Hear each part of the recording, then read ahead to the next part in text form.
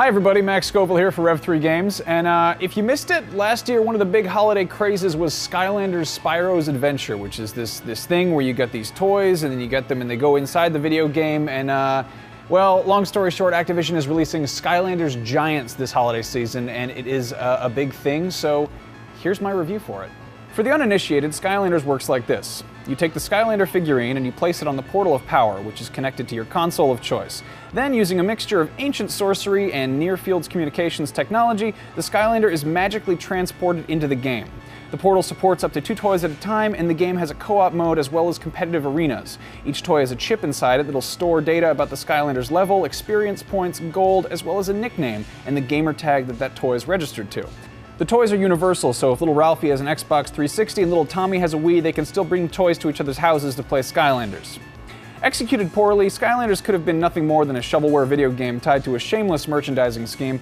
Thankfully, Skylanders is executed extremely well. The first game, Spyro's Adventure, was a runaway success last year, and Skylanders Giants aims to stay on track. The premise is pretty simple. Chaos, the evil villain from the first game, has returned to the Skylands to be evil and summon monsters and stuff like that, and it's up to the Skylanders to stop him. Skylanders plays like a cross between those adorable LEGO video games and a more complex hack-and-slash dungeon crawler RPG like Diablo, with a dash of Pokemon thrown in. The plot and characters are delightfully goofy, fun, and otherwise kid-friendly, and at no point does the game take itself seriously enough to become preachy or saccharine. The jokes are funny, and the voice cast is jammed with familiar cartoon talent. Keep an ear open for Brock Sampson or maybe Invader Zim, because they're both in there. The gameplay is simplified action RPG beat-em-up. Level design is fairly linear, broken up by the occasional block puzzle, locked door, or platforming section. There are also a couple of vehicle sections having you pilot a giant robot or a jet copter, and there are a couple noteworthy boss fights, including one that doubles as a sing-along. You don't stand a chance, Skylander. Even though you won that round, 'cause the power won't drop and the driller won't stop until the city of Truckers is found. Each Skylander starts out with 2 basic attacks and a third that can be unlocked. While leveling up a Skylander will improve its stats and health, the skills must be upgraded separately using in-game currency, so collecting loot is a big part of the game.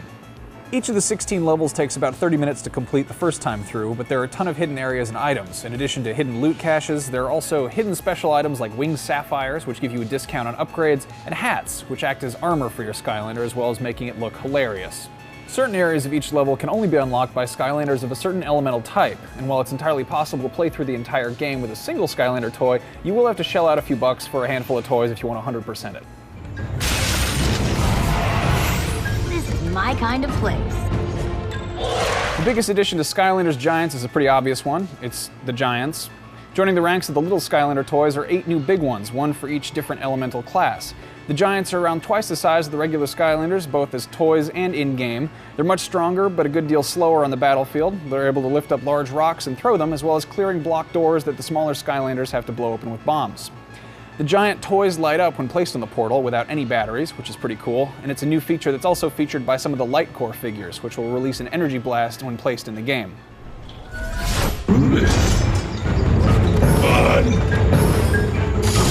All of the old toys from Skylanders Spyro's Adventure work in Giants, and they can be leveled all the way to level 15, which is an increase from the previous cap of 10. So if any old Skylanders have been lying around not getting much use, there's a good chance they'll get picked up again for this game. A number of Series 1 characters have been redesigned and re-released as Series 2, and each one includes a new game ability. One major addition to the gameplay is Sky Stones, a virtual trading card game that's somewhere between tic-tac-toe and war. Throughout the game, your Skylander will run across other characters who want to play Sky Stones, and if you win, you get their Sky Stones. It's simple but amusing, and in addition to the most adorable lock-picking mechanic I've ever seen in a game, the Sky Stones add a nice puzzle element to the game's otherwise button-mashy combat. The game's story is comprised of 16 chapters, which is less than the previous game, but it's a game that's meant to be played through more than once. And with a pile of battle arenas and heroic challenges unlocked by each new Skylander placed on the portal, there's no shortage of gameplay here. If you're a serious grown-up gamer looking for a challenge, worry not. There are 3 difficulty modes, plus a nightmare mode that's unlocked once the game's completed. At a glance, it's easy to write off the Skylanders franchise as a sleazy marketing scheme meant to cash in on poor parents breaking under the demands of their bratty little kids.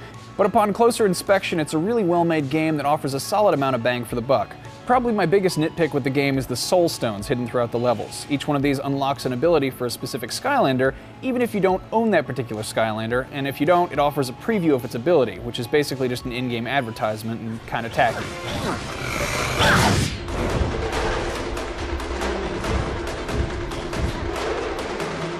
However, if you're a parent looking for something to play with your kids, or a serious, mature, grown-up adult gamer who just happens to like collecting cute toys, Skylanders Giants is definitely worth checking out. If you were a fan of the first game, Giants is more of the same, with a handful of new things thrown in. If you think Skylanders are dumb, and you hate cute things or games for children, then I don't know why you're watching this review.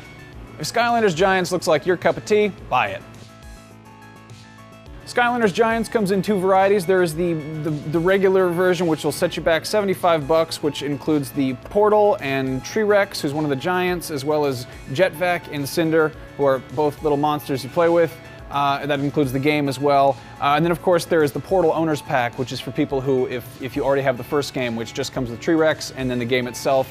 This is available for, let's see, the Wii, the Wii U, the Xbox 360, the PlayStation 3, the PC, the Nintendo 3DS, the Macintosh computer, and then there's even like an iOS game as well as a game you can play on your computer in your browser. It comes with these little codes with the guys at the toy store.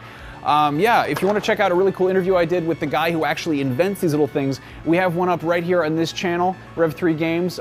Be sure to check out the rest of our coverage. The holiday gaming season is upon us. I am Max Scoville. I am everything wrong with this generation. I'll see you guys around.